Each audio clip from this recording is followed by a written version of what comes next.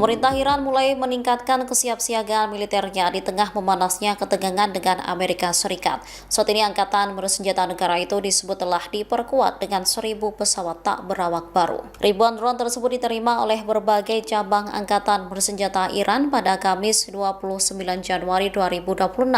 Hingga kini otoritas militer Iran belum mengungkap secara rinci jenis dan model spesifik dari 1.000 drone yang baru diterima tersebut. Namun berdasarkan pola pengadaan dan pernyataan resmi militer Iran, drone yang dimaksud mencakup beberapa kelas utama. Drone tersebut selama ini menjadi tulang punggung kemampuan udara tak berawak Teheran. Di antaranya drone pengintai dan drone tempur bersenjata. Keduanya dirancang untuk memperkuat pertahanan dan serangan Iran. Pengiriman drone ini disebut sebagai bagian dari upaya memperkuat kemampuan pertahanan dan respon cepat Iran. Teheran bersiap atas kemungkinan eskalasi konflik dengan Amerika Serikat yang memanas. Mengingat belakangan ini, Presiden Amerika Serikat Donald Trump kerap melontarkan ancaman ke Iran. Trump menyebut jika armada besar yang dikerahkannya ke Timur Tengah tak segan menyerang jika Teheran menolak menyepakati perjanjian baru terkait program nuklirnya.